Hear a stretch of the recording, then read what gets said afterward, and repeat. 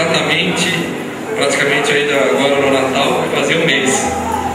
Vamos chamar também toda a família, chamar aí os avós, toda a família que está aqui na igreja, vem aqui à frente, porque também tem a responsabilidade de educar essa criança também, né? De trazer para a igreja, de trazer para a escola bíblica dominical.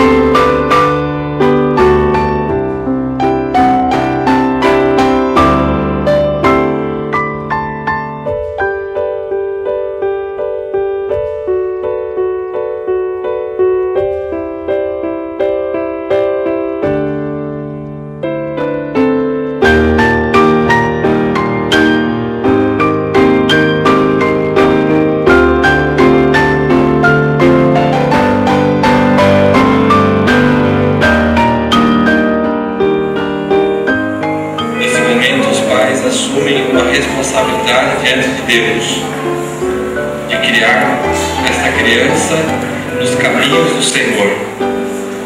Nós vamos orar apresentando para que o Senhor continue abençoando essa família, abençoando o Arthur, para que ele também seja um grande pregador da palavra de Deus, pastor, né? Quem sabe ele vai pastorear aqui o Cardoso um dia, se Jesus não vem buscar a igreja, né?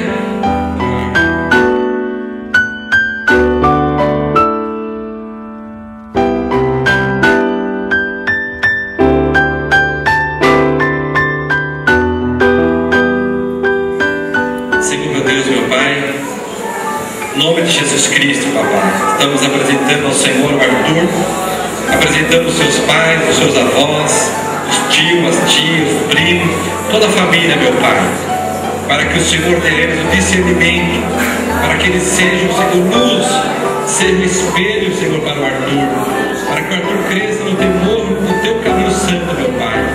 Ó Deus, que ele possa crescer na tua casa, meu Deus. Guarda ele, livra ele deste mundo, Senhor. Livra ele do pecado, livra ele de tudo aquilo que afasta do Senhor, meu Pai.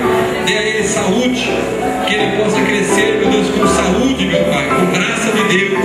Abençoa esta criança, meu Pai. Guarda ela de todo perigo e de todo mal. Proteja ela, meu Pai, com os teus anjos poderosos. Abençoa o lar, abençoa a família. Que haja paz, que haja alegria, que haja bênção de Deus, meu Deus. Meu Pai, nós abençoamos essa criança e consagramos ela a Ti, em nome do Pai, do Filho e do Espírito Santo. Todos podem dizer?